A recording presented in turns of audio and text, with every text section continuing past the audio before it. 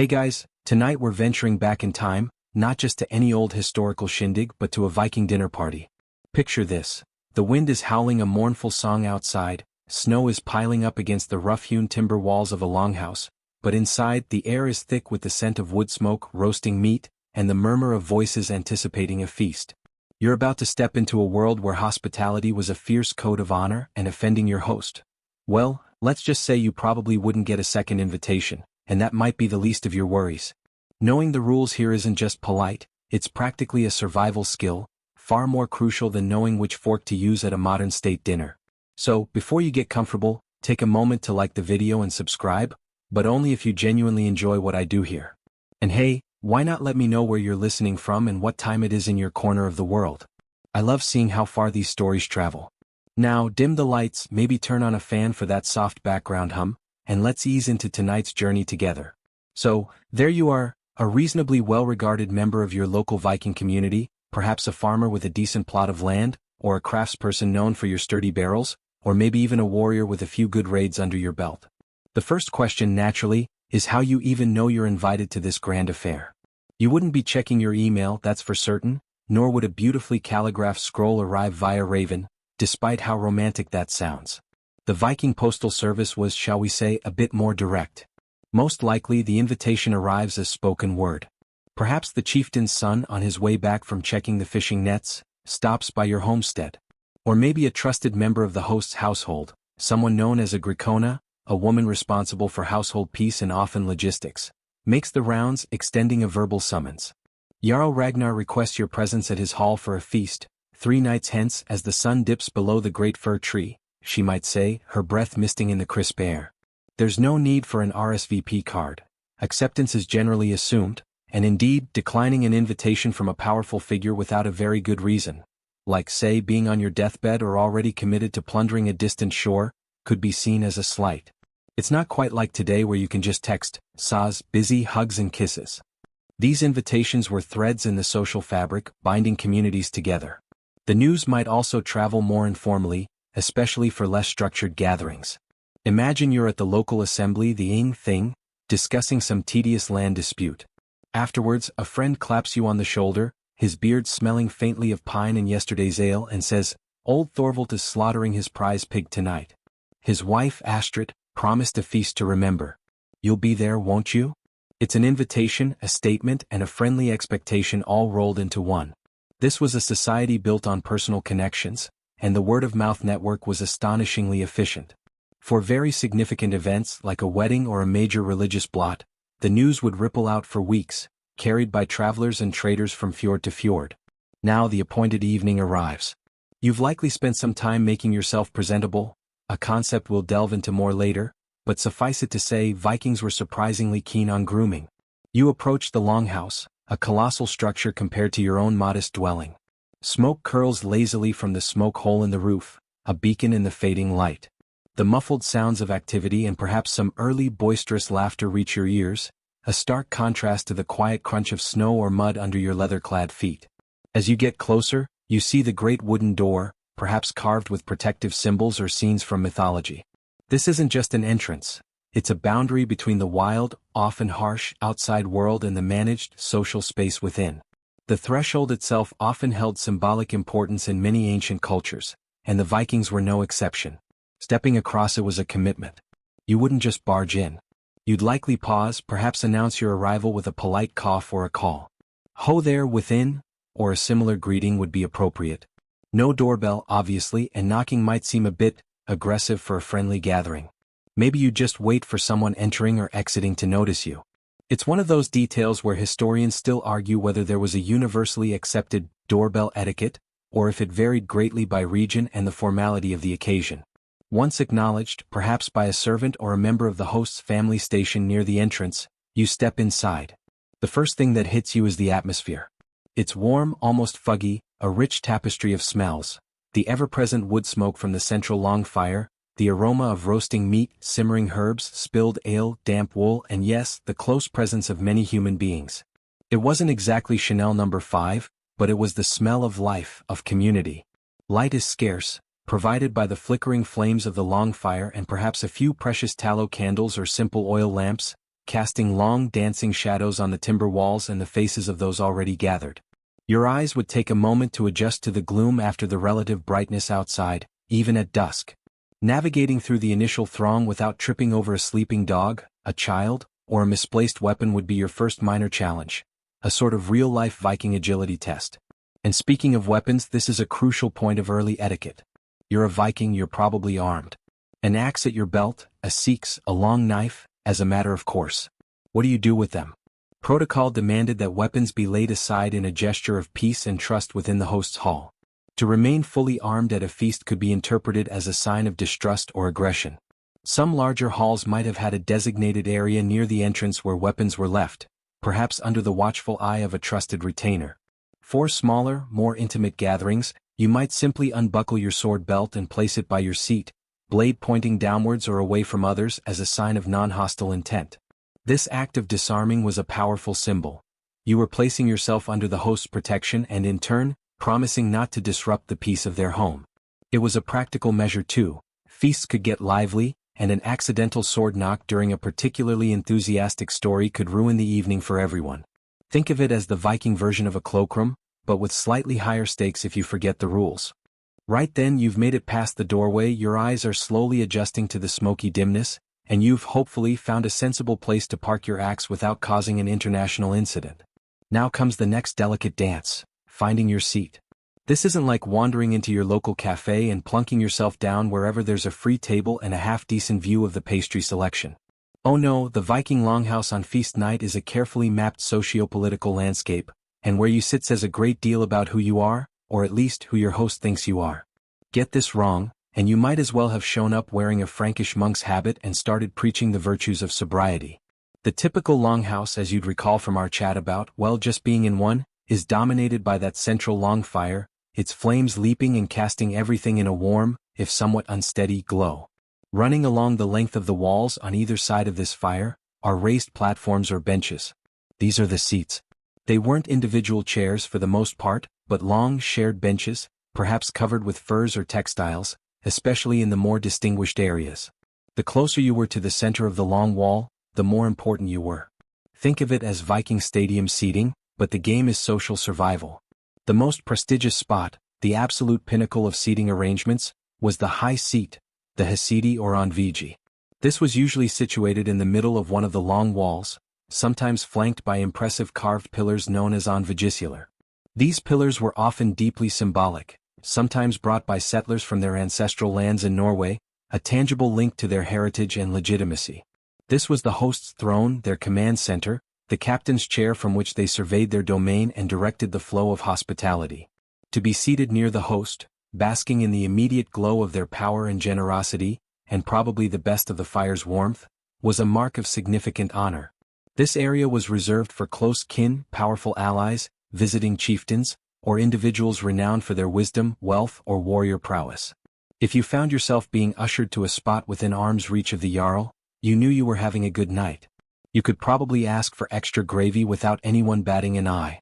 Conversely, the further you were from this central nexus of power, the lower your perceived status. The seats towards the often draftier ends of the longhouse, or perhaps on secondary, less comfortable benches set up for an overflow crowd, were for the rank and file. The young, unproven warriors, the less prosperous farmers, distant relatives with questionable table manners. You get the idea. It's a bit like being seated at the kids' table at a family gathering, only with more mead and less likelihood of a food fight, one hopes. So, how do you actually find your designated altitude on this social mountain range? You generally wouldn't just guess. That would be far too risky. Upon your entry and after the initial greetings, the host themselves, or a designated marshal, perhaps a trusted huskarl or a senior family member with a knack for social engineering, would guide guests of significant standing. For others, there might be a more general indication, friends of Bjorn, find your place on the eastern bench, or some such direction. You then rely on your own understanding of your social position, and a keen observation of who was already seated where, to find an appropriate spot. Historians still argue whether the opposite high seat, sometimes occupied by the most honored guest directly facing the host, truly mirrored the host's status or if it always remained a step subordinate, a subtle but constant reminder of who was truly in charge of the mead supply. It's a nuance that could make all the difference in the delicate ballet of Viking egos. Imagine the scene. You're trying to look nonchalant, nodding to acquaintances, all while subtly scanning the benches, trying to gauge where a person of your particular standing should aim for. It's a bit like a live-action game of social chess. You don't want to presume and sit too high, earning glares and a quiet, humiliating request to move. Nor do you want to undersell yourself and end up next to Weird Eric who talks to his drinking horn, unless, of course, that is your social bracket, in which case, hail Eric. But even then there's a pecking order. The physical comforts, or lack thereof, would also give clues. Closer to the high seat, you might find plush furs draped over the benches, perhaps even intricately woven cushions stuffed with feathers or soft wool, the Viking equivalent of first class. The woodwork itself might be smoother, the space less cramped. Further down you might be perched on bare, somewhat splintery wood, huddling for warmth with your benchmates. If you knew you were destined for the lower echelons, you might have even considered bringing your own small cushion, though that might be seen as a bit precious. A true Viking endures even a slightly lumpy bench. And what if someone did make a mistake? Or, more provocatively, what if someone deliberately sat in a seat deemed above their station as a subtle challenge? Such moments would be tense. A quiet word from the host or their representative would usually suffice. My friend, perhaps this spot further along would offer you a better view of the scald later? A polite but firm redirection. Open conflict over seating within the hall would be a grave breach of the peace of the household, the gree, which the host was sworn to uphold. Most Vikings, even the most belligerent, understood this. The feast was a sanctuary, at least in theory. This meticulous attention to seating wasn't just arbitrary fussiness. It was a visual representation of the complex, hierarchical nature of Viking society. It reinforced social order, managed expectations, and publicly acknowledged an individual's worth and allegiances within the community. Everyone knew where they stood, quite literally. It prevented endless squabbles by setting out the order of things clearly from the moment you settled your posterior. So, as you finally settle onto your allotted piece of timber, take a moment. The air is thick with anticipation, the fire crackles merrily, and the intricate dance of the Viking dinner party is only just beginning. Your seat is secured, now the real test of etiquette begins. Alright, you're settled. You've navigated the treacherous waters of Longhouse entry, found your allotted perch on the bench, hopefully not too close to the smoky end and with a decent view of the high seat, and you're starting to feel the warmth of the fire seep into your bones. Now, as you casually observe the other arrivals and the general hubbub, a thought might cross your mind, much like it does for us today when invited to someone's home. Should I have brought something? The modern equivalent of dithering in the wine aisle, wondering if a Merlot truly screams, "Thank you for not letting me starve tonight." In Viking society, gift-giving wasn't just a polite afterthought, it was a fundamental part of the social machinery. It was the glue that held relationships together, the oil that lubricated political alliances, and the currency of honor and respect. Chieftains and kings were often lauded with kennings, those wonderfully descriptive Viking compound phrases, like ring-giver or scatterer of treasure, precisely because their renown was built upon their generosity in distributing wealth, primarily in the form of arm rings, weapons and other valuables to their loyal followers. This created a web of mutual obligation. A gift received implied a future return, a favor to be repaid, loyalty to be upheld. A gift always looks for a return, as one of their proverbs wisely states. So, the feast itself, provided by your host, is a massive gift. Does that mean you, as a humble guest, are expected to reciprocate immediately with a physical offering of your own? Well, it's complicated, much like a modern Facebook relationship status. For a grand, formal occasion, a wedding feast that seals an alliance between two powerful families, a major religious festival, or the celebration after a particularly successful raiding season led by the Jarl, then yes, significant gifts from prominent guests would absolutely be expected. These wouldn't be casually handed over like a box of chocolates. They would be substantial, reflecting the giver's status and the importance of the event. Think a finely crafted sword, a roll of prized imported cloth from the Byzantine Empire, a silver brooch gleaming with intricate designs, or even livestock if you were a person of considerable means. These gifts would often be presented with some ceremony, perhaps announced by the giver or even by a skald, adding to the prestige of both the giver and the receiver. But for a more regular dinner party like the one you're currently attending, the kind where Thorvald has just decided to share his prize pig with the neighborhood, the pressure was likely less intense, especially if you weren't a high-ranking individual. Your presence, your good company, your willingness to participate in the evening's entertainment, these were also seen as contributions. If you were a skald, a poet, Your gift might be the recitation of a new poem praising the host's valor or the beauty of his wife. If you were known for your rousing songs, you'd be expected to lead a few. That was your potluck contribution in a way. It's a charming thought, isn't it? Paying for your supper with a well-told story. Beats washing dishes any day. However, it certainly wouldn't hurt your standing, and would indeed be well received if you did bring something modest. Imagine you're a farmer. A fine comb of honey from your hives, rich and golden, would be a sweet gesture. A sack of good barley for the host's next batch of ale, or a particularly plump cheese from your dairy. If you're a skilled hunter, perhaps a few freshly caught birds or a prime cut of venison. An artisan might bring a newly carved wooden spoon of elegant design, or a sturdy little pot. These wouldn't be showy, but they would be practical and appreciated, a tangible sign of respect and goodwill. It's the Viking equivalent of not showing up empty-handed, demonstrating that you understand the reciprocal nature of community. You wouldn't want to be known as Freya the freeloader. The presentation would likely be understated for such offerings. You might quietly hand it to the host or a member of their household upon arrival, or perhaps when you first greet them personally after being seated. No grand pronouncements, just a small token for your generous table, Jarl Ragnar, or, Astrid, this honey is from the first spring bloom. The host in turn would accept it graciously. They wouldn't gush excessively in a modern way, but a nod, a smile, a word of thanks, these would signify its welcome. And they would remember. Every gift, every gesture, was noted in the complex social ledger of Viking life. Now, what if you genuinely had nothing to bring, or what you could offer felt embarrassingly meager compared to the grandeur of the feast? For a common dinner, it was unlikely to be a major faux pas, provided you were a good guest in other respects. The emphasis, especially for a good host, was on their own generosity. To make a guest feel uncomfortable about their lack of a gift would reflect poorly on the host, not the guest.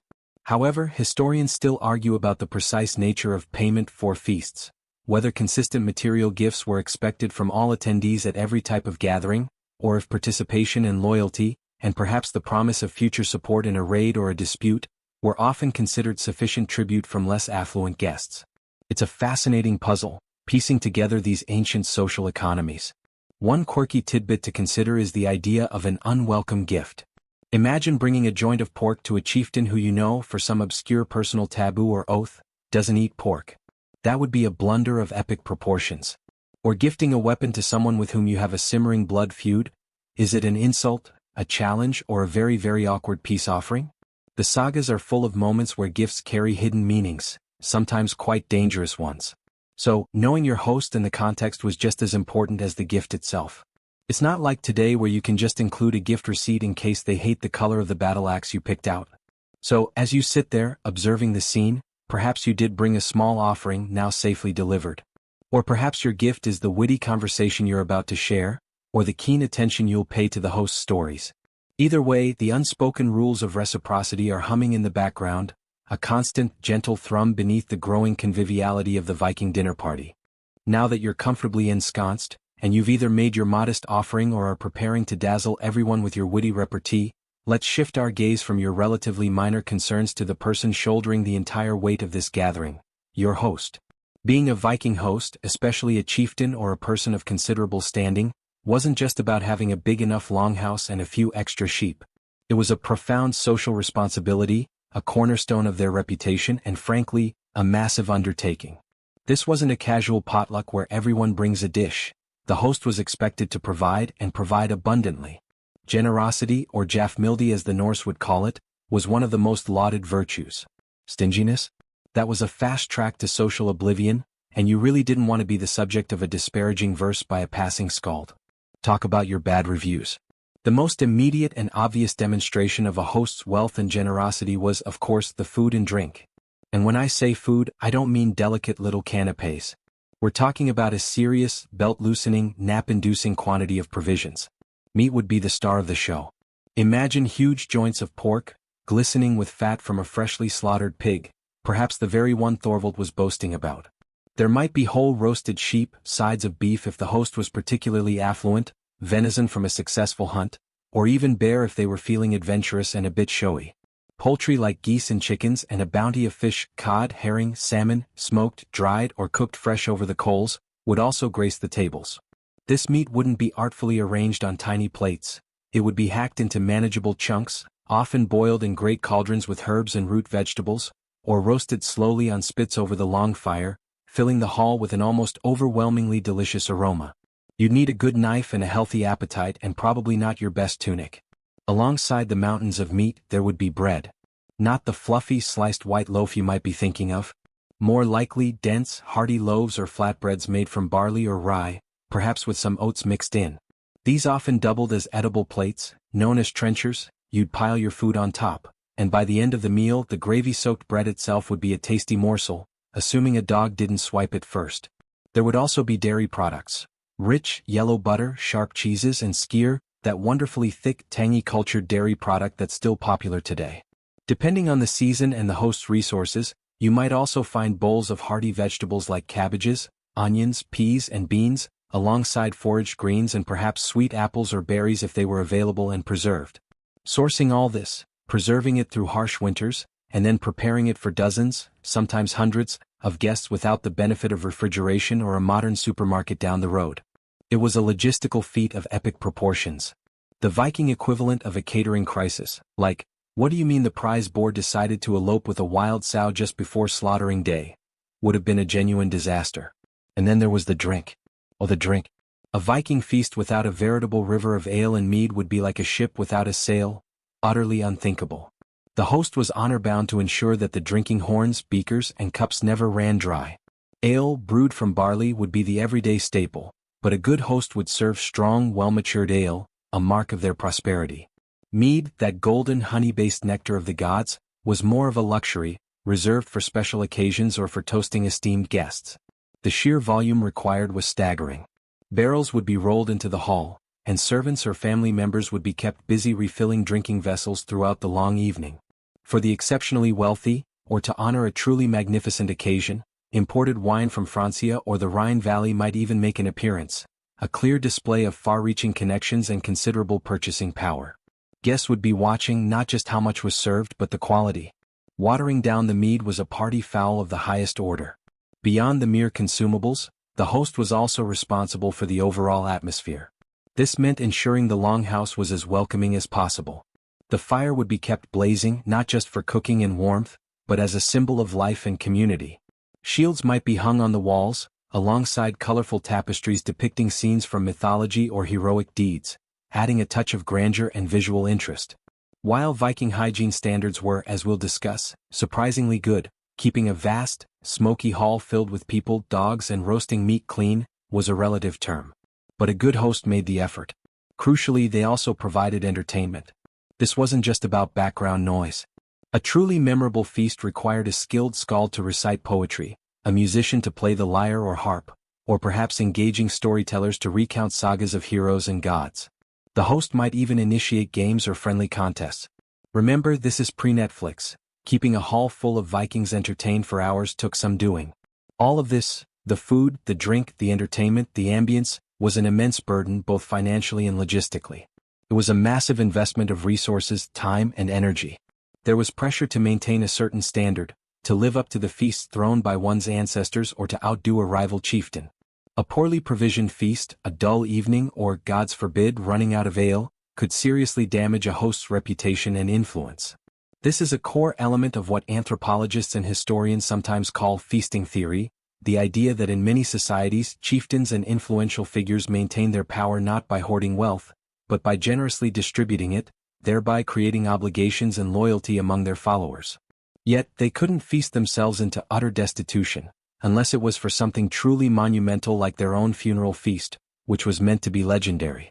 Historians still argue about the exact logistics of supply for truly massive feasts described in sagas, whether they relied solely on the host's immediate stores or if there was an element of communal contribution mandated for such large-scale events, making the host more of a chief organizer than a sole provider.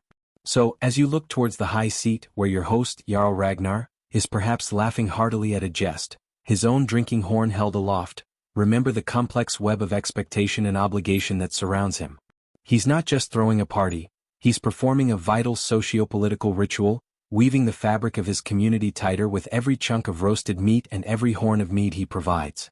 It's a heavy cloak of responsibility, but one he wears with pride. So, Jarl Ragnar has clearly done his bit, laying on a spread fit for Odin himself, with enough roasted meat to satisfy a pack of hungry wolves and sufficient meat to float a small longship. The longhouse is buzzing, the fire is crackling, and the atmosphere is thick with anticipation. But a feast, even in the Viking Age, is a two-way street, a collaborative dance. Your role as a guest is just as vital for the evening's success, and it comes with its own set of unwritten, and sometimes very strictly enforced, rules. Mess this up, and you might find your next dinner invitation is for a solo picnic in the middle of a blizzard. First and foremost, overriding everything else, is respect for your host and their household. This seems obvious, right? Basic manners. But in Viking society it went deeper. Jarl Ragnar isn't just some bloke who's good with a spit roast. He's offering you his protection, his resources, his home. Criticizing the food, even if the boar is a tad more charred than you'd prefer, or complaining that the ale isn't quite as strong as your cousin Sigurd's, would be an insult of the highest order. You accept what is offered with gratitude, and you express that gratitude, perhaps not with flowery speeches, but with genuine appreciation in your demeanor. This respect extends to the host's family, their spouse, their children, and to their retainers, the herdmen or huskarls who serve them. Being rude to the person refilling your drinking horn is a bad idea, not just because they might accidentally spill it next time, but because they are an extension of the host's authority and hospitality. Perhaps the most crucial obligation for you as a guest is to uphold the peace of the hall. This sacred sanctuary, this gree, was a foundational concept in Norse society. Within the host's walls, feuds were meant to be set aside, weapons sheathed as you've already done hopefully, and animosities kept on a very tight leash. This didn't mean the atmosphere was stiffly formal, far from it, but it did mean that starting a brawl over a disputed dice game, or bringing up that sensitive topic of stolen sheep with Gunnar from across the valley while you're both guests under Ragnar's roof, was absolutely forbidden. Breaking the gree was a heinous offense, shaming not only yourself but also your host, who was honor-bound to protect everyone present. The consequences could range from being unceremoniously ejected into the cold night to facing serious legal repercussions, or even a blood feud if things got really out of hand. Think of it as the ultimate party foul, punishable by more than just social awkwardness. Beyond not starting fights, you're also expected to contribute positively to the atmosphere. This means engaging in good conversation with your benchmates. Share some interesting news from your village, tell a decent and appropriate joke if you know one, or listen attentively to others. Vikings valued witty banter and good storytelling. If you're a skald or even just someone with a good voice for a song or a knack for recounting a thrilling saga, you might be called upon to share your talents. This wasn't just about showing off, it was part of your contribution to the collective enjoyment, a way of earning your keep in a non-material sense. When the official entertainment begins, a skald reciting epic poetry, or a musician plucking a mournful tune on a lyre, you listen. No chatting loudly over the performance or heckling the poet, unless it's a formal flighting, which is a whole other kettle of herring we'll get to. Now, about that river of mead and ale we mentioned. Yes, drinking was a central part of any Viking feast, a way to bond, celebrate, and honor the gods and each other. However, there was a subtle line between convivial enjoyment and becoming disgustingly, aggressively, or inappropriately drunk. Knowing your limits was advisable, though admittedly, this line could get rather blurry after the third or fourth hornful. Losing control, picking fights, again breaking the gree, making unwelcome advances or generally behaving like a lout would see you quickly fall out of favor. It's a tricky balance. You're expected to partake generously, as refusing a drink offered by the host could be an insult, but not to the point where you're trying to arm wrestle the host's prize-winning hound or declaring yourself the new king of Norway. Historians still argue about the level of policing of guest behavior that fell to the host versus the collective responsibility of other guests to subtly, or not so subtly, guide a wayward individual, perhaps by accidentally diluting their next drink or suggesting they get some fresh air, back into acceptable conduct before it escalated. You also need to be keenly aware of the social hierarchy. We talked about seating, but it extends to interaction too. Don't interrupt a high-status individual when they're speaking, unless you're very sure of your ground. Don't boast excessively if your achievements are modest compared to the seasoned warriors around you. Show deference to elders and those of clearly higher rank. Trying to remember who's who, their approximate status, and any potential old grudges they might have with your third cousin twice removed, especially after a few drinks, could be a mental workout more strenuous than any raiding expedition. Was that Thorfinn the wealthy or Thorfinn the quick to take offense? Best to just nod and smile. Even your table manners, which we'll dissect in more detail later, play a part in your overall decorum.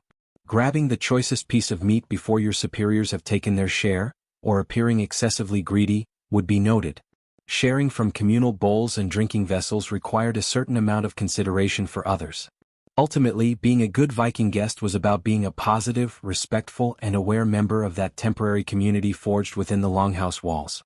It was about understanding that you were part of a complex social organism, where your actions contributed to its health or could, if you were careless, introduce a nasty infection. And just like any good party, you also had to know when to leave, but that's a delicate art we'll explore a bit further down the line. For now, you're part of the vibrant, pulsing heart of the feast, and your good behavior is helping to keep that heart beating strong and steady. You've remembered your manners, you're not insulting anyone yet, and you're generally being a model Viking guest, observing the intricate social ballet around you. Your reward for this impeccable behavior, or at least your earnest attempt at it.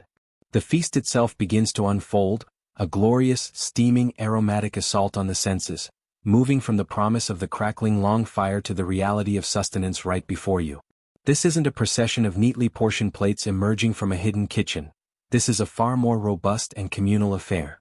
The heart of the operation, as we know, is that magnificent long fire stretching down the center of the hall. 4 hours, it's been doing its duty, flames licking at the sides of great iron cauldrons suspended from chains, bubbling with rich stews, the soupen, perhaps, a hearty pottage of meats, grains and root vegetables, its contents evolving as the day wore on and more ingredients were tossed in. Beside the cauldrons, spits would be turning, laden with whole joints of meat or entire animals, slowly roasting to a deep, burnished gold, dripping fat that sizzled and spat in the flames, releasing clouds of irresistible fragrance. The sounds of the kitchen are the sounds of the feast itself. The hiss of roasting, the bubble of the boil, the rhythmic chop of a cleaver from a preparation area nearby. As the first wave of dishes is deemed ready, the real action begins. There's no maitre d' smoothly orchestrating service here.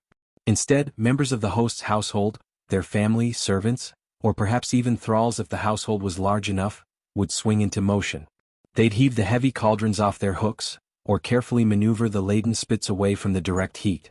Food would be transferred onto large wooden platters into wide pottery bowls, or sometimes even onto clean shields, a rather dramatic, if slightly impractical, serving tray. Imagine a warrior servant approaching your bench, not with a sword, but with a shield piled high with steaming chunks of roasted boar. It certainly sets a tone. The highest status guests, those seated near the host at the high seat, would naturally receive their portions first. It's just the way of the world then and now. But the bounty would quickly make its way down the long benches, passed from hand to hand, or delivered by bustling serving folk. There's a generosity in the movement, an encouragement to partake. Don't expect individual servings though, this is all about sharing. A large trencher of bread might be set between you and your two benchmates, upon which pieces of meat are piled. A communal bowl of stew rich and thick might be placed for several of you to dip into.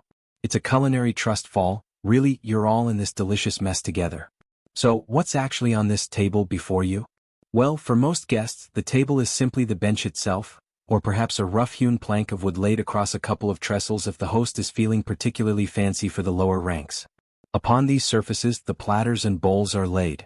You'd have your own knife, every Viking worth their salt carried a personal seeks, a sharp, all-purpose blade used for everything from cutting food to whittling wood to, if absolutely necessary, self-defense. This knife is your primary utensil. You'd use it to spear a tempting piece of meat from the platter, or to cut a smaller portion from a larger joint. For the soupy, stewy dishes, wooden or bone spoons would be available, likely also shared or passed around from a central pot. And yes, your hands were perfectly acceptable tools for eating. No one's going to raise an eyebrow if you pick up a greasy rib bone and gnaw on it with gusto. In fact, it'd be rather expected. It's probably a good idea to avoid wearing your best, most intricately embroidered tunic to these events, or at least to be very careful. Dipping your beard into the stew was practically an occupational hazard for many a Viking man. Those trenchers of bread we mentioned are a clever innovation. Typically thick slices of older, perhaps slightly stale, barley or rye bread, they served as your absorbent, edible plate. You'd heap your meat and other morsels onto it, and any juices or fats would soak invitingly into the grain. At the end of the meal, if you weren't too full, you could eat your trencher. If you were, it might be given to the dogs who were undoubtedly loitering hopefully underfoot, or perhaps collected for the less fortunate.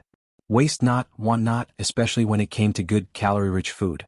Historians still debate the extent to which individual place settings, beyond a personal knife and perhaps a drinking vessel, existed. Or if the concept of shared resources from central platters was almost universal across all social strata at feasts. It likely varied, but the communal aspect was always strong. The flow of the meal wasn't typically structured into distinct courses like a modern formal dinner. Instead, it was more of a continuous process. As one platter was emptied, another might arrive. As the stew in one bowl dwindled, it might be replenished or a new dish, perhaps some smoked fish or a side of cooked cabbage, would appear. The host would be urging everyone to eat their fill. Don't be shy, friends. There's plenty more. Another leg of lamb for the Eastern bench. The aim was to demonstrate overwhelming abundance. Of course, there were practicalities. Keeping food warm in a large, potentially drafty longhouse was a challenge, though the sheer volume of hot food and the roaring fire helped. Bones and other scraps? Likely just tossed onto the rush-strewn floor for the dogs to deal with. It sounds messy to our sanitized sensibilities, but it was efficient. And remember, you're eating all this in relatively dim light, the flickering flames casting dancing shadows, making it tricky to distinguish a piece of turnip from a particularly gristly bit of mystery meat. The 5-second rule if you drop something? Probably more like the "is a dog already on it?" rule. As the platters circulate and the drinking horns are refilled, the longhouse fills with the sounds of feasting, the clatter of knives against wood, the murmur of conversations, the occasional hearty laugh or appreciative groan as someone bites into a particularly succulent piece of pork. It's a symphony of communal enjoyment, orchestrated by the host and played out by every hungry guest. The platters are piled high, the stew is steaming invitingly in that communal bowl before you, and your stomach is rumbling its approval. The air is thick with the delicious fug of roasting meats, simmering herbs, and the slightly sweet scent of ale. But before you dive in like a famished wolf, let's pause and consider the finer points of actually eating this glorious bounty without marking yourself as a complete barbarian, even by Viking standards. While the scene might appear robust and a little chaotic to our modern eyes, there were indeed nuances to Viking table etiquette, subtle rules that governed how one handled their food and interacted with their fellow feasters. Your primary tool, as we've established, is your trusty seeks, that all-purpose knife you carry at your belt. It's been your companion for countless tasks, and now it's your fork, steak knife, and sometimes even your spoon pusher. When faced with a communal platter of sliced meat or a whole roasted bird, you'd use the point of your knife to spear a manageable piece. If it's a larger chunk, you might secure it with your knife and then use your fingers to tear off a bite-sized portion, or cut a smaller piece directly on your trencher, that handy bread plate. Now, a word of caution about knife waving: it was generally considered bad form and rather dangerous to gesticulate wildly with your sharp pointy object, especially if you were deep in an animated story or, Thor forbid, an argument. Pointing your knife at someone while speaking was a definite no-no. Think of it as basic lightsaber safety, but with more immediate consequences. And keeping your knife relatively clean by wiping it on a piece of bread, not your best tunic ideally, between different foods was probably appreciated. Licking it clean with elaborate slurps?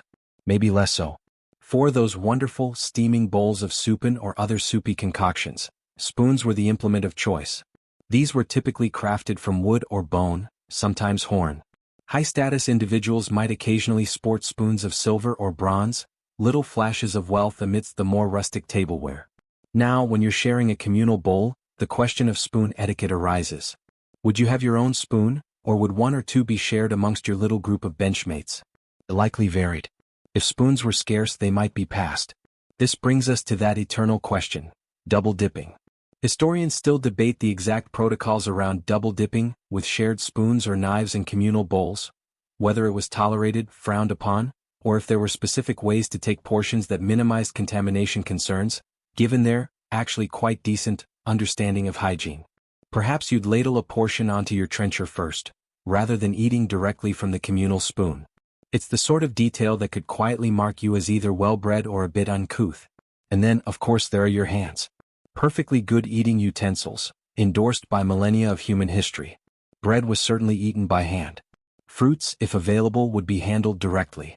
Pieces of meat, especially those still clinging to a bone like a delicious limpet, were fair game for a hands-on approach. Vikings were generally quite particular about cleanliness, often washing their hands and faces daily. It's probable that hands were washed before a feast.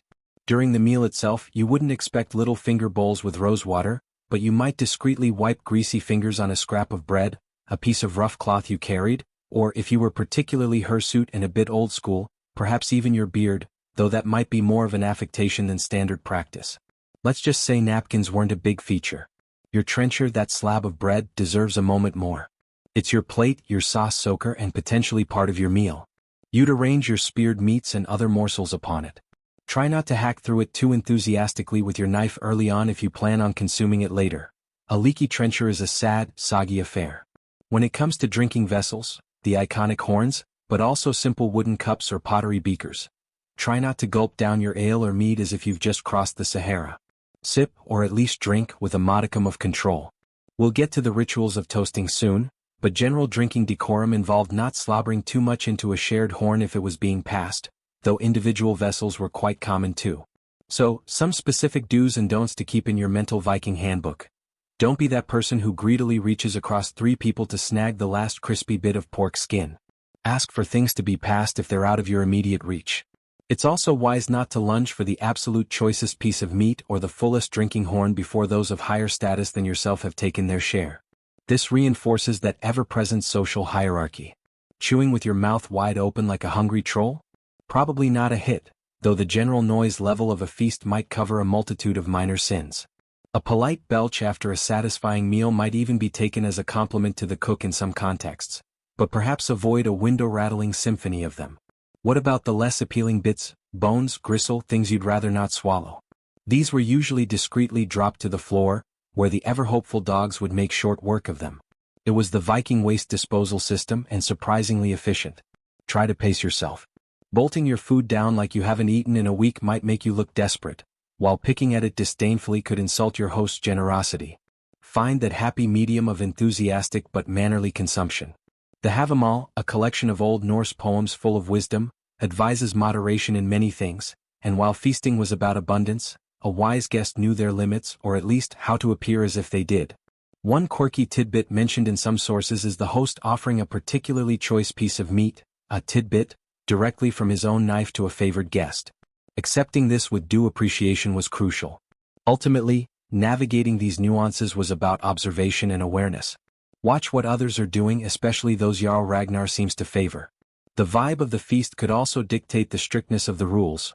A rowdy celebration after a successful raid might be a bit more relaxed than a formal dinner with a visiting dignitary from another land. So, keep your wits about you, your knife hand steady, and try not to spill too much meat on your neighbor. You're doing great. You've managed not to spear your neighbor with your seeks, and your trencher is respectably soaked with gravy. Your reputation as a reasonably civilized guest is holding steady, a minor miracle given the dim lighting and the sheer quantity of food. But the feast is far from over, and now our attention turns to what's filling those impressive drinking horns and sturdy wooden cups, the rivers of mead and ale that truly fuel a Viking gathering. In Norse society, these fermented beverages were far more than simple thirst quenchers. They were lifeblood, social currency, and sacred libations all rolled into one. Water, especially in settled areas, wasn't always the most reliable or appealing option, so ale and mead were staples, consumed by almost everyone, albeit in varying strengths and quantities. The most common tipple, the everyday hero of the Viking beverage world, was ale in Old Norse. Brewed primarily from barley, though other grains could be used, it came in various strengths. You'd have lighter, weaker alish for daily consumption, and then the stronger, more potent brews reserved for feasts like this one, the kind that puts hair on your chest, or at least makes you think you can single-handedly wrestle a bear. Then there was mead, MGR, the legendary honey wine. Sweeter, often stronger, and more resource-intensive to produce, all that honey. Mead was a more prestigious drink, frequently associated with the gods, particularly Odin, and believed to be the source of poetic inspiration and wisdom. The mythical mead of poetry, Kvaser's blood mixed with honey, was said to grant eloquence to anyone who drank it. So, if you suddenly feel the urge to compose a complex Drottningvatt stanza after a few horns, you know what to blame.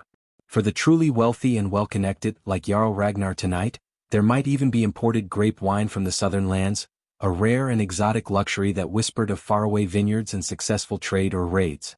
Your drink would likely be served in one of several types of vessels. The most iconic, of course, is the drinking horn. Crafted from actual cattle horns, sometimes polished smooth, sometimes banded with silver or bronze, or even intricately carved, they were both practical and symbolic. Holding one connects you instantly to centuries of tradition.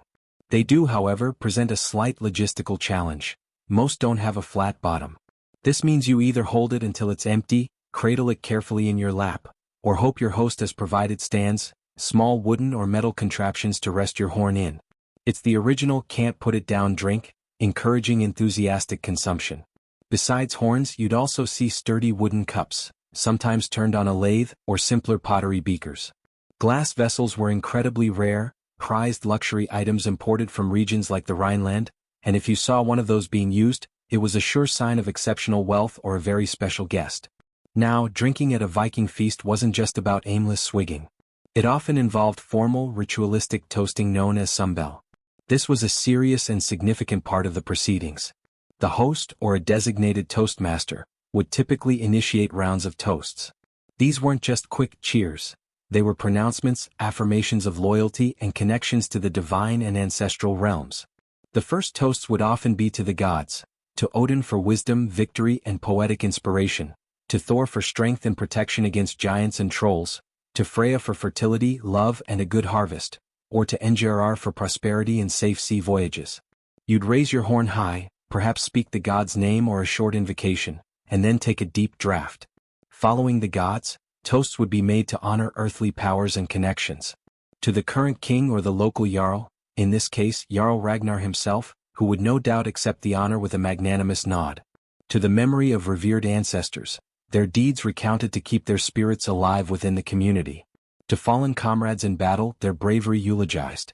And then, significantly, toasts could involve personal declarations, boasts of past achievements, sometimes escalating wildly as the mead flowed. After the fifth horn, that successful fishing trip story might start to involve a narrow escape from a kraken, or, more bindingly, the swearing of oaths.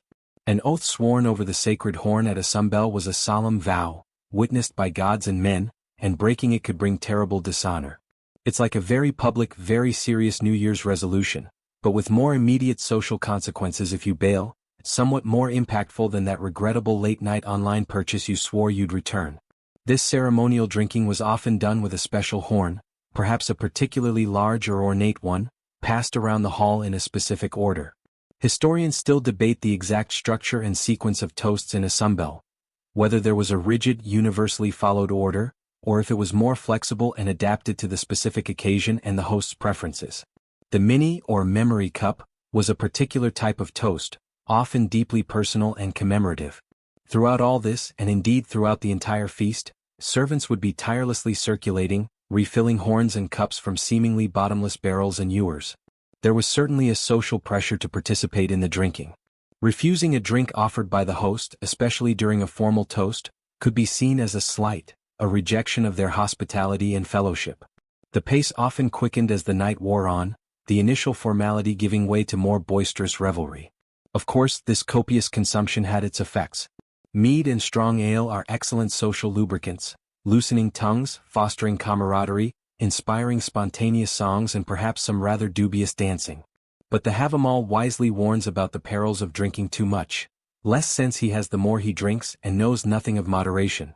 Overindulgence could lead to foolish boasts that couldn't be backed up, the spilling of secrets best kept hidden, and the resurfacing of old grudges that the gree of the hall was meant to suppress.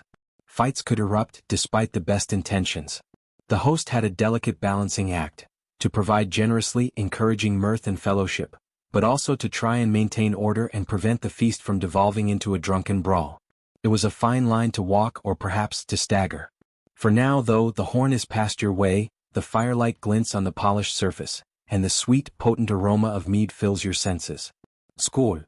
The drinking horn has made its rounds, toasts have been offered to gods and ancestors, and a warm, boisterous energy fills Jarl Ragnar's longhouse. The air is thick not just with the scent of roast meat and wood smoke, but with the hum of conversation and the golden glow of mead-fueled fellowship. But Vikings didn't just fill their bellies with food and drink, they also feasted on words. Remember that mead of poetry we talked about, the one that grants eloquence? Well, now you might see its effects firsthand as the words begin to flow as freely as the ale, taking center stage in the forms of captivating stories, intricate poems, and even dangerously sharp verbal duels. In a society where, for many, literacy was limited to perhaps carving a few runes, the spoken word held immense power. It was the vessel for history, law, entertainment, and, crucially, reputation. As the initial clamor of eating and drinking subsides a little, you might find the assembly falling quieter, all eyes turning towards one end of the hall. Perhaps an old, respected warrior, his face a roadmap of past battles, begins to speak. He recounts a tale from his youth, a daring raid on a distant shore, the thrill of the shield wall, the glint of treasure. Or maybe he delves into the older lore, the myths of Odin's quest for wisdom, Thor's mighty battles with giants, or the cunning tricks of Loki. This is storytelling in its rawest, most potent form, sagas being born and shaped in the retelling, history and myth intertwined, passed down through generations not in dusty books, but in the resonant voices of those who remember. The fire crackles, casting dancing shadows that seem to bring the characters to life, and you, along with everyone else, are utterly captivated. Then perhaps Jarl Ragnar signals for his skald. Skalds were the rock stars of the Viking literary world, professional poets highly esteemed for their incredible skill with words. This wasn't just about stringing a few rhymes together. Skaldic poetry, particularly the challenging Drottkvad or courtly meter, was an art form of bewildering complexity. Imagine trying to compose a poem with a strict syllable count per line, intricate internal rhymes, compulsory alliteration connecting half-lines, all while weaving in elaborate metaphors known as kennings. A kenning is like a poetic riddle. The sea might be the whale road, or the gannet's bath. A sword could be a battle icicle or wound snake. A warrior, a feeder of ravens. It's like trying to solve a cryptic crossword while simultaneously performing it to a crowd that knows all the rules. If the skald was good, their performance would be mesmerizing, their voice rising and falling in a rhythmic chant, possibly accompanied by the gentle strumming of a lyre or harp. They would sing praises of their patron, extolling Jarl Ragnar's bravery, his generosity, especially his generosity to skalds, nudge nudge, or perhaps commemorate a great victory.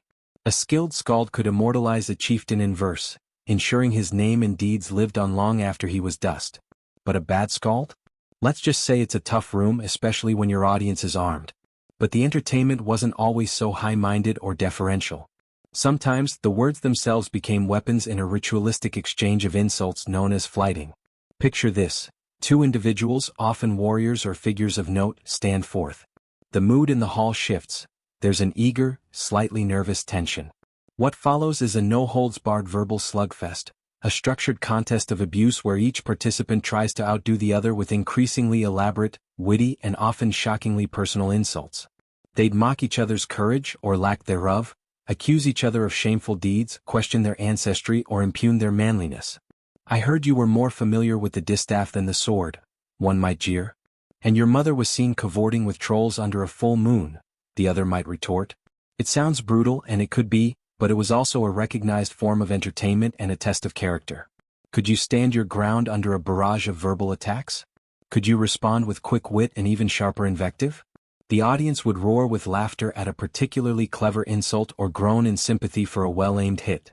Some of the most famous examples of flyting come from mythology itself, like when Loki systematically insults all the gods and goddesses in the poem Lokasenna. It was a delicate balance. Historians still debate the extent to which flyting was purely ritualized entertainment versus a genuinely dangerous precursor to physical conflict, and how hosts managed to keep such potent verbal sparring from boiling over into actual bloodshed within the hall. A stray insult that cut too deep, that crossed an unseen line, could indeed ignite real violence. Yet often the flyting would conclude with a winner, tacitly acknowledged, perhaps by the cheers of the crowd or the opponent's inability to come back with an equally cutting remark, and then the tension would diffuse, the feast continuing. It's like a Viking rap battle, but with the ever-present possibility of actual axes being drawn if you flubbed your rhymes or your opponent decided your kenning for coward was a bit too on the nose. One quirky and rather fearsome aspect of Norse verbal power was the N, a satirical, shaming verse or poll. A particularly potent N was believed to have magical power, capable of bringing actual misfortune, illness, or even death upon its target. So while a skald's praise could elevate you, their scorn could be a terrifying curse. Words had weight, tangible impact. Throughout these performances, the sagas, the poems, the verbal duels, you as a guest have a role too. You listen intently, you react, you show your appreciation with shouts of "scowl," or table thumps for a well-told story or a masterful poem. Your laughter, your gasps, your focused silence, all contribute to the shared experience. And by remembering these tales and verses, you become a link in the chain of oral tradition, ensuring that the words spoken in Jarl Ragnar's hall tonight will echo into the future. The power of words in the Viking Age was indeed a force to be reckoned with, shaping reputations and histories one carefully chosen, or dangerously impulsive syllable at a time. The skald has finally wound down his epic poem, his voice hoarse but triumphant, leaving a ripple of appreciative murmurs, or perhaps a collective sigh of relief if his kennings were particularly obscure tonight. The power of words, whether in soaring sagas or cutting flighting, has certainly filled Jarl Ragnar's hall with energy. But the night is still young by Viking standards, and these hardy folk, much like us, appreciated a rich tapestry of diversions to keep the spirits high and the mead flowing. So, as the verbal jousting subsides for a while, other forms of entertainment begin to bubble up through the merry din, appealing to different senses and skills. Music, for instance, was a constant companion to Viking life, and feasts were no exception. While the skald might have chanted his verses, other musicians could provide a different kind of soundtrack to the evening. You might hear the gentle, evocative plucking of a lyre, a small harp-like stringed instrument. Archaeological finds like the famous lyre from the Sutton Hoo ship burial, though Anglo-Saxon, it shows the type of instrument present in the Germanic world, or the Trossingen lyre from Germany, give us an idea of these beautiful instruments. Their sound, perhaps somewhat melancholic or sweetly melodic, would offer a counterpoint to the boisterous storytelling. Bone flutes or pipes, crafted from the hollow bones of birds or animals, could produce shrill, lively tunes or more haunting melodies. Some scholars even suggest the presence of an early type of fiddle, the fiddla. And of course, rhythm was key. A simple frame drum, its skin taut and resonant, could provide a compelling beat, driving a song or just adding to the festive pulse of the hall. It probably wasn't smooth jazz, more like epic lute solos to raid by, but it was music that stirred the soul and perhaps even the feet. Then there were the games. Vikings loved a good game, especially one that involved strategy or a bit of luck. In quieter corners of the longhouse, or perhaps on specially cleared benches or low tables, you'd likely see intense concentration on the faces of players hunched over a game board. The most famous of these was Nafatafel, or King's Table. This was no mere child's play, it was a sophisticated game of strategy, often likened to chess in its intellectual demands, though with a fascinating asymmetry. One player defended a central king piece, surrounded by a small number of defenders, while the other player commanded a larger force of attackers seeking to capture the king. The game pieces themselves could be simple bits of wood or stone, or for the more affluent, beautifully crafted from polished bone, walrus ivory, or even colored glass. Imagine the scene, the firelight flickering, two bearded warriors deep in thought, the silence broken only by the decisive click of a game piece being moved, or a muttered curse as a cunning trap is sprung. Think chess, but with more intense beard stroking and the potential for the loser to owe the winner a significant favor, or at least endure some serious gloating. Dice games were also popular, providing a quicker, more luck-based thrill. Dice made from bone, antler, or walrus tusk would be rattled in a cup or thrown by hand, the outcome often determining the winner of a wager. Gambling was certainly a part of this, with stakes ranging from a few silver coins or some trinket, to more significant goods, or simply bragging rights, which for a Viking could be just as valuable. You might also find simpler games, perhaps involving knucklebones used much like dice, their irregular shapes adding an extra layer of chance. What about more physical diversions? While the crowded longhouse wasn't exactly an arena, you might still witness some displays of skill or strength, especially if the mead was flowing freely and spirits were high. Arm wrestling was a perennial favorite, a quick and direct test of might. Perhaps some impromptu juggling if a guest had a talent for it, though juggling flaming torches by firelight after several horns of ale sounds like a recipe for a different kind of excitement, like an unplanned fire drill. Oops, there goes another flaming torch into someone's lap. My apologies, Thorgunna. More formal acrobatic or weapon displays were probably less common indoors due to space and safety, preserving that precious gree, but a skilled warrior might show off some fancy knife work, carefully, one hopes. And dancing? This is a topic where historians still debate the exact nature and prevalence of dancing at Viking feasts. The sagas don't give us a huge amount of detail about indoor celebratory dancing in the same way they talk about poetry or feasting itself. However, communal folk dances, ring dances, or chain dances certainly have a long tradition in Scandinavia. If space permitted, and the music had a particularly infectious rhythm, it's not hard to imagine guests linking arms or forming a circle for a lively, if somewhat cramped, stomp around the long fire. Whether it was a common element of every feast or reserved for specific celebrations, and what precise forms it took, remains a tantalizing question. All these elements, the strumming lyre, the clicking game pieces, the occasional roar of laughter from a successful arm wrestle, the rhythmic beat of a drum, the murmur of countless conversations, would blend together, creating a rich, multi-layered soundscape of festivity. It wasn't just about sitting and listening to one performer, it was about a dynamic, interactive environment where everyone contributed in their own way to the shared merriment.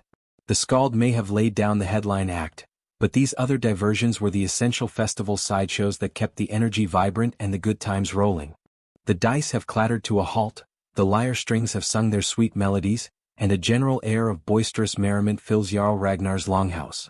Laughter rings out, game pieces are triumphantly slammed down, and the rhythmic thumping accompanying a particularly catchy song makes the very timbers vibrate. But let's be realistic. Gather a hall full of proud, often armed, even if their main weapons are temporarily stowed, individuals, ply them with strong ale and mead for hours on end, add a dash of ancient rivalry, the occasional ill-judged boast from a tongue loosened by that same mead, and you've got a recipe for, well, let's just say not every single moment at a Viking feast was pure, unadulterated harmonious joy. Remember how we said those witty flightings could sometimes get a bit heated, or how you carefully set aside your axe by the door? There was a good reason for that. Even with the sacred concept of gree, the peace of the hall, casting its protective aura, friction was almost inevitable.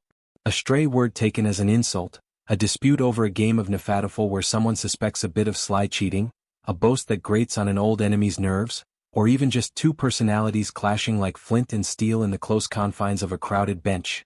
These things happen. Perhaps that story about Uncle Sven still not talking to Uncle Bjorn about that allegedly stolen prize-winning pig from 3 Yules ago isn't so far from Viking reality.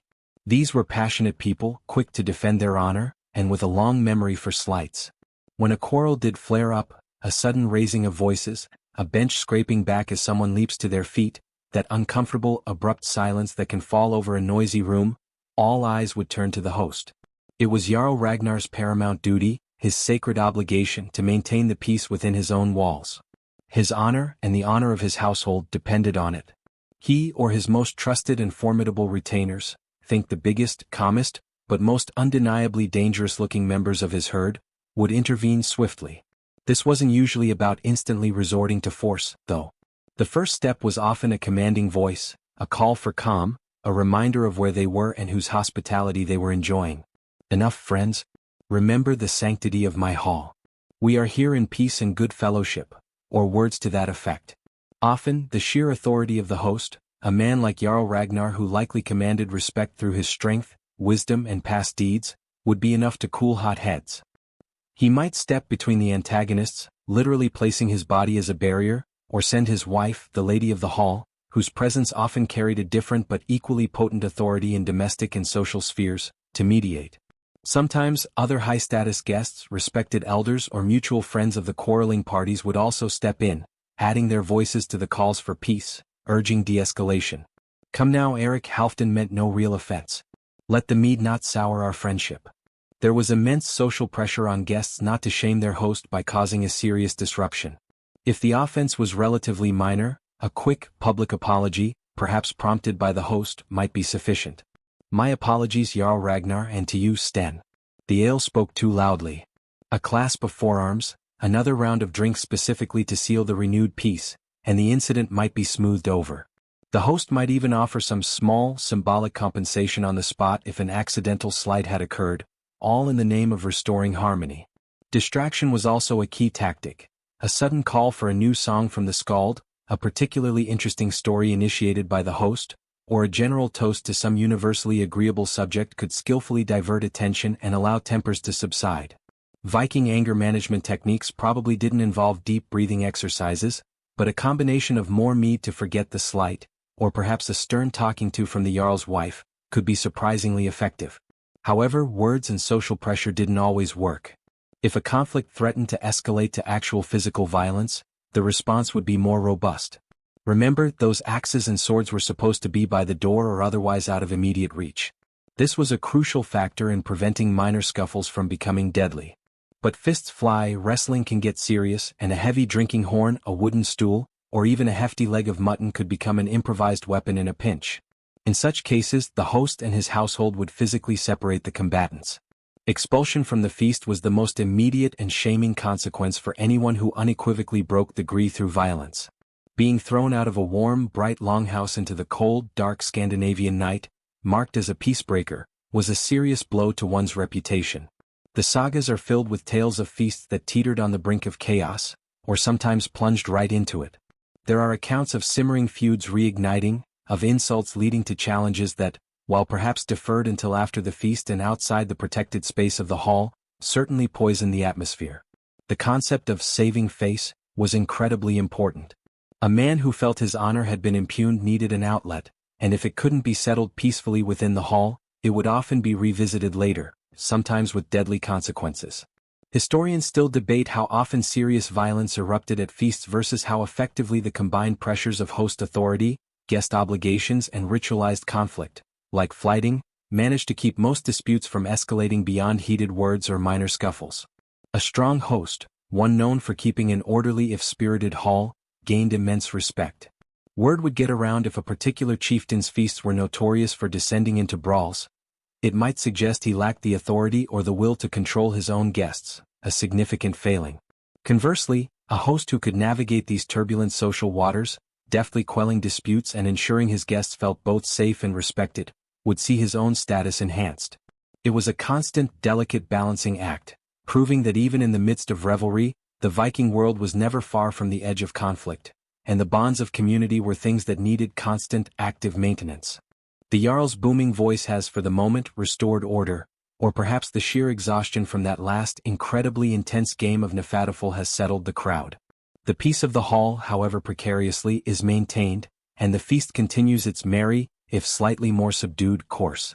Now, after all that talk of feasting with your hands, bones being tossed to the dogs under the benches, the occasional mead spillage, and the general boisterous close-quarters nature of a Viking gathering, you might be conjuring up an image of a rather, fragrant bunch of individuals in a less-than-spotless environment. The classic stereotype of the unwashed, grimy barbarian often sticks hard. But let's pause that thought because we need to uncover one of the more surprising and often overlooked aspects of Viking life: their rather fastidious attention to cleanliness, even amidst the understandable chaos of a grand dinner party. It might seem counterintuitive given the rough-and-tumble image, but Vikings, both men and women, generally paid considerable attention to their personal hygiene. Forget the notion of them being perpetually caked in mud and gore. Archaeological sites are brimming with grooming implements: combs, tweezers, ear scoops, and even little sets of what look like manicure tools. Combs are particularly ubiquitous, often beautifully crafted from bone, antler, or wood and clearly prized possessions. These weren't just for untangling battle-snarled locks. They were for regular grooming, keeping hair and beards neat and presentable. In fact, so central was washing to their routine that Saturday in Old Norse was Lagardagr, literally washing day, or bath day, a name that still echoes in modern Scandinavian languages: Lordag in Swedish, Lordag in Norwegian and Danish, Lagerdager in Icelandic. This was the day for a proper scrub, perhaps in a nearby stream or lake in warmer months, or in a steamy sauna or bathhouse if available, a practice they likely adopted and appreciated. Viking spa days were a real thing. Expect long queues for the village sauna and perhaps some passive-aggressive comments if you hogged all the hot rocks. So, as you sit in Jarl Ragnar's hall, you'd likely notice that your fellow guests, despite the feasting, are relatively well-groomed. Their hair, whether long or shorter, would probably be combed. Beards, a common feature for men, might be elaborately braided, trimmed, or at least kept tidy. There's even some evidence suggesting that some Vikings bleached their hair, perhaps to achieve that desirable blonde look or to combat pests. They also cared for their teeth. Toothpicks were used, and some Viking skeletons show teeth that have been deliberately filed with horizontal grooves. Historians still debate the exact social significance of elaborate hairstyles or these filed teeth, whether they were purely fashion, markers of specific achievements, tribal affiliations, or even intended to make warriors appear more fearsome by allowing pigment to be rubbed into the grooves.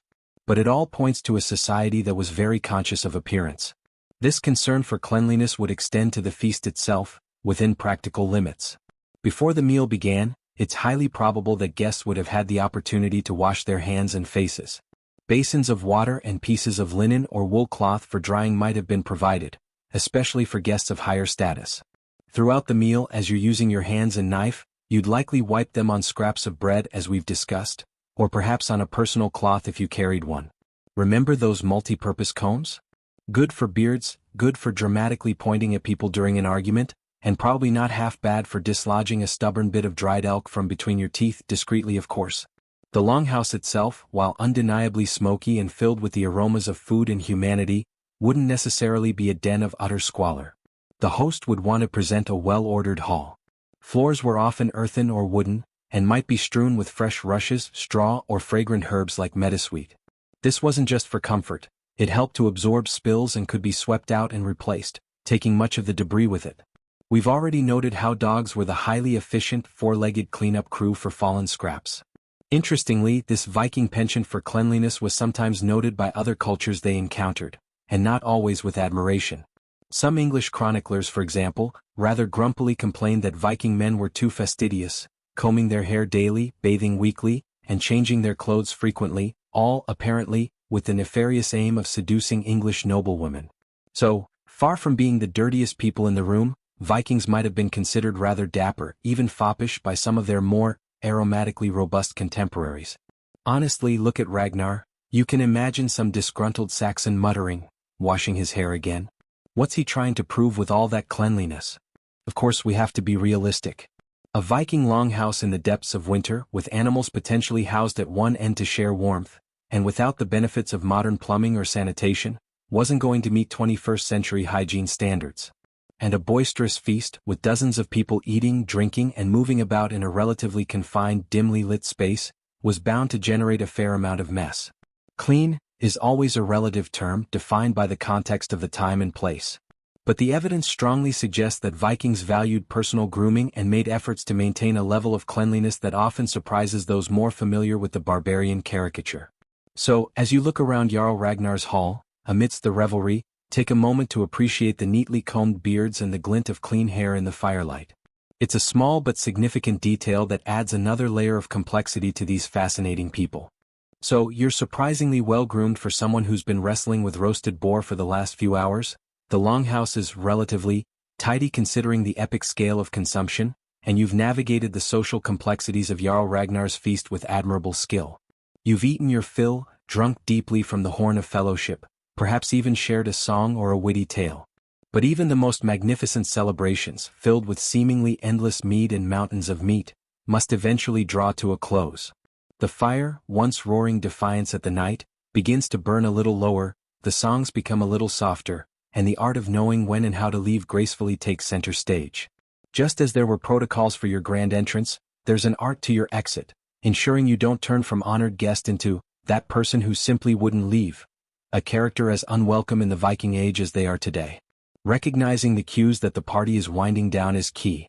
Your host, Jarl Ragnar, despite his legendary stamina, might start showing subtle signs. Perhaps his booming laughter becomes a little less frequent, his responses a little shorter. He might even, Thor forbid, stifle a yawn, though he'd try to make it look like a thoughtful inhalation. The relentless flow of food and drink will also begin to ebb. Those diligent servants who were practically tripping over themselves to refill every emptying horn might become less visible, or the mead being poured might suddenly taste a bit thinner. The choicest cuts of meat are long gone, and only the determined gnawers are left, picking at the remnants. It's the Viking equivalent of the kitchen staff starting to very obviously clean up around you. The entertainment, too, will start to fade. The skald, having exhausted his repertoire of epic lays and praise poems, might be quietly nursing a drink in a corner, his voice finally given a rest. The lyre player might be carefully wrapping their precious instrument. Fewer people will be initiating new rounds of Nefataful. The existing games will be concluding, perhaps with less boisterous cheering. And then there's the most obvious sign. Other guests, particularly those of a similar or slightly higher status than yourself, will begin to make their moves. There's a sort of social ripple effect.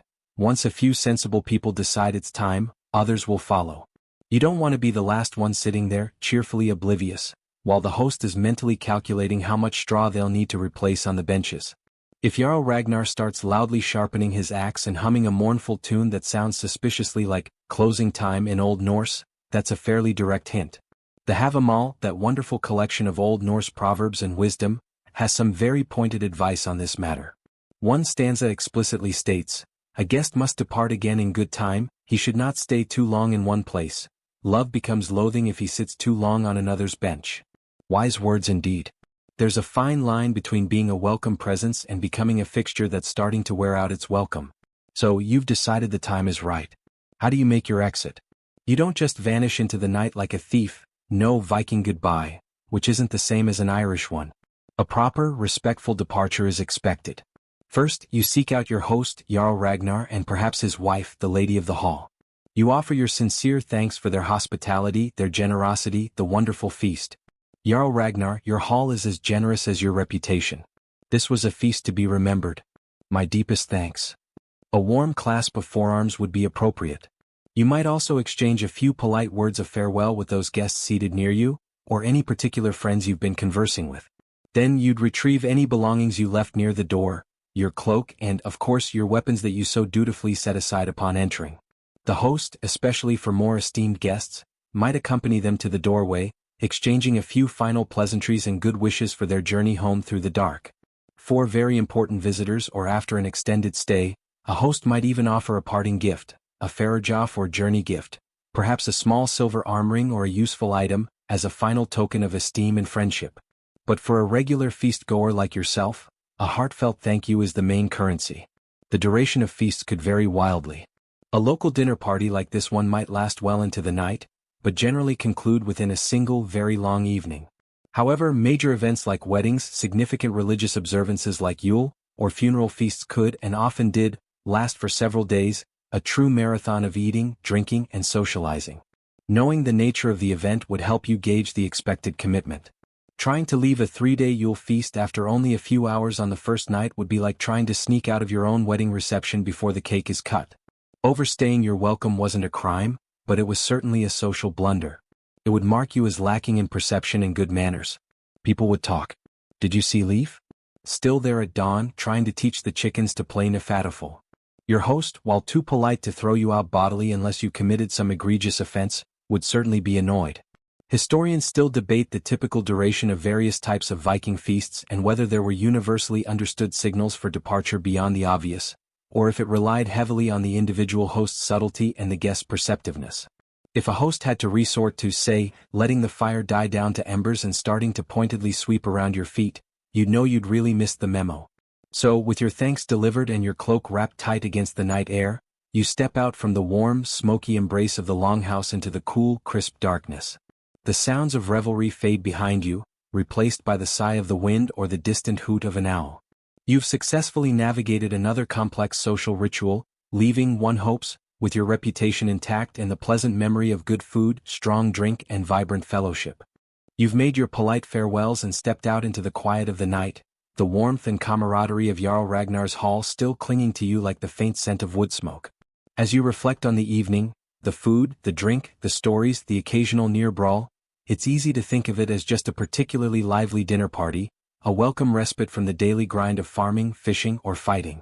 But a Viking feast, especially one hosted by a figure of Jarl Ragnar's standing, was so much more than just a good time with a generous spread. It was a complex engine driving the very currents of Viking society, a place where relationships were forged, power was consolidated, and fortunes could subtly shift with every toast and every gift exchanged. Remember all that effort Jarl Ragnar put into providing this magnificent spread, and the gifts some guests might have offered? That wasn't just about being nice, it was about the fundamental mechanics of power and community. These gatherings were crucial for building and maintaining alliances. Inviting a neighboring chieftain, perhaps one with whom relations had been a bit frosty, to share your meat and mead was a significant political gesture. Within the sanctuary of the feast, under the rules of Gree, old disputes could be carefully navigated, new understandings reached. A lavish display of generosity, the sheer abundance of food, the quality of the ale, the richness of the entertainment, served not only to honor the guest but also to subtly demonstrate your own wealth, strength, and resources. It was a way of saying, I am a valuable friend to have, and perhaps a formidable enemy to make. Oaths of friendship or mutual support sworn over a drinking horn in the presence of witnesses carried immense weight. Marriage feasts, of course, were prime examples of this, explicitly linking two families and their networks of kin and allies, creating bonds that could alter the political landscape of a region. Forget LinkedIn, a Viking feast was where you truly networked, usually with more mead and fewer awkward icebreakers. For a chieftain like Jarl Ragnar, feasting his own retainers, his herdmen or huskarls, the loyal warriors who formed the core of his fighting force, was absolutely essential. This was how he secured their unwavering loyalty. He was the ring giver, and the feast was often the occasion for distributing rewards. A warrior who had distinguished himself in battle might be publicly praised and gifted a gleaming silver arm ring, a fine weapon, or a share of recent plunder. This wasn't just payment, it was a public acknowledgement of valor and a reinforcement of the bond between leader and follower. The very seating arrangements, the order of toasts, the deference shown to the host, all these ritualized aspects of the feast constantly reaffirmed the social hierarchy and the chieftain's central position. It was also an opportunity for the leader to communicate his plans, to gauge the mood of his followers, and to rally support for future endeavors, be it a trading voyage, a defensive campaign, or a new raiding expedition. A chieftain who feasted his men well was a chieftain they would willingly follow into danger. Economically, feasts played a role in the redistribution of resources. A successful jarl accumulated wealth through agriculture, trade, and, yes, raiding. Feasting was a way to channel that surplus back into the community, ensuring his followers were well-fed and content. It showcased his economic strength. The ability to consistently host lavish gatherings was a clear sign that his lands were productive, his ventures successful, and his household well-managed. While perhaps not a formal marketplace, a large feast could also provide a relaxed setting for influential individuals to discuss trade opportunities or seal bargains, the goodwill generated by shared hospitality smoothing the path for agreements. Sometimes, feasts could even touch upon legal or judicial matters. In a society without a vast bureaucratic apparatus, important public announcements, the witnessing of contracts, or even the informal settlement of certain disputes might occur at large gatherings, lending them the weight of communal acknowledgement. The presence of many respected individuals made the feast a suitable backdrop for actions that required public sanction. And underpinning much of this was the religious and ritual significance. Many feasts were directly tied to religious observances, the blots or sacrificial festivals dedicated to honoring the gods and seeking their favor for harvests, battles, or voyages. Seasonal feasts like Yule in midwinter or harvest celebrations in the autumn were vital for marking the passage of time and reinforcing the community's connection to the cosmic order and the agricultural cycle. Offering food and drink to the gods was an integral part of these events, and the communal partaking that followed was a way of sharing in that divine connection. Ultimately, the Viking feast was a performance of a vital social contract. The host provided bounty, protection, and a focal point for the community. In return, the guests, whether retainers, allies, or neighbors, offered their loyalty, their service, their respect, and their participation in the communal good. It was a delicate, dynamic balance. The pressure on the host was immense. It was like being a celebrity chef, event planner, and UN diplomat all rolled into one, but with a higher chance of someone challenging you to a duel if the venison was perceived as subpar. Historians still debate the precise economic impact of constant feasting on a chieftain's resources, whether it was a sustainable model of power or one that often led to the need for more raiding and conquest simply to replenish the coffers required for such essential displays of generosity. A chieftain's reputation, his samed or honor, was inextricably linked to his feasts. Word of a truly magnificent gathering, where the ale flowed like a river and the skald sang verses that made the heart soar, would travel far and wide, enhancing his prestige. Conversely, a meager feast, a disorderly hall, or a host perceived as stingy would quickly tarnish his name. So, as you look back on Jarl Ragnar's hall, remember that you weren't just at a dinner party. You were a participant in a vital ritual that wove together the political, social, economic, and spiritual threads of Viking life. And so, the grand tapestry of the Viking feast, woven with threads of politics, loyalty, religion, and sheer, unadulterated revelry, reveals its intricate patterns. It was far more than a meal, it was a cornerstone of their world, a vibrant stage upon which the drama of Viking life played out. But what happened when the last song was sung, the last horn drained, and the final guest, perhaps yourself, finally stumbled out into the pre-dawn chill, your belly full and your head buzzing with mead and memories? What were the lingering echoes of such a monumental event hosted by Jarl Ragnar? As the last guest departs, a profound quiet would descend upon the longhouse, a stark contrast to the hours of joyous din. Jarl Ragnar, ever the consummate host, might stand at his doorway for a few moments, watching the departing silhouettes, the torches bobbing in the darkness. Then, with a sigh that could be part exhaustion, part satisfaction, he would turn back into his hall. The air, once thick with the heat of bodies and the rich aroma of roasting meat, would now be cooling, carrying the scent of stale ale, guttered tallow, and cold ashes from the once mighty long fire. His final duties for the night might involve ensuring any truly esteemed guests who were staying over, perhaps a visiting chieftain or a particularly renowned skald, were comfortably settled in whatever passes for the guest quarters. Then comes the inevitable aftermath, the cleanup. This monumental task would fall to the household servants, thralls, and perhaps junior family members. Imagine the scene: mountains of gnawed bones to be cleared, sticky spills of mead and ale to be mopped or covered with fresh rushes, drinking horns and wooden beakers to be collected and washed, great cauldrons to be scoured, and trenchers, those that weren't eaten or claimed by the dogs, to be disposed of. It was the Viking equivalent of doing the dishes after a 3-day family reunion, but probably with more grease and fewer modern conveniences. Finding that one lost earring amidst a mountain of debris would be the true Viking treasure hunt of the morning after. Any significant leftovers from the feast, if there were any after such enthusiastic consumption, might be distributed to the less fortunate in the community, or carefully preserved for the host's household in the coming days. Nothing was wasted if it could be helped. For Jarl Ragnar, the morning after wasn't just about nursing a potential mead-induced headache. It was a time for reflection. He'd be replaying the events of the feast in his mind. Which alliances felt stronger? Were there any new tensions that surfaced, any old grudges that seemed to simmer a little too close to the surface? What oaths were sworn? Who pledged what support? The feast was a data-gathering exercise as much as a celebration. He'd also be taking stock of the resources expended: how many barrels of ale, how much grain, how many animals. This was a significant dent in his stores, and the success of the feast had to be weighed against its cost. But the true lingering echoes of the feast resonated far beyond the longhouse walls in the days and weeks that followed. News of Jarl Ragnar's magnificent hospitality, or any perceived shortcomings, would travel with astonishing speed. Remember, this was a society that thrived on oral tradition. Reputations were built and broken by word of mouth. A successful feast like the one you just attended would significantly enhance Jarl Ragnar's oyster, his fame and good repute. People would speak of his generosity, the quality of his mead, the skill of his skald, the order he maintained in his hall. This, in turn, would attract more loyal followers, impress potential allies, and perhaps even deter rivals. Conversely, had the feast been meager, the drink poor, or the hall chaotic, it could lead to Vaisliskam or feast shame, a damaging blow to his standing. The bonds forged or reaffirmed during the feast would now begin to play out in the real world. Friendships made over shared horns of ale would lead to mutual support in everyday life. Oaths of loyalty pledged to Jarl Ragnar would be tested when he called upon his men for a voyage or a defense. The social capital generated was immense.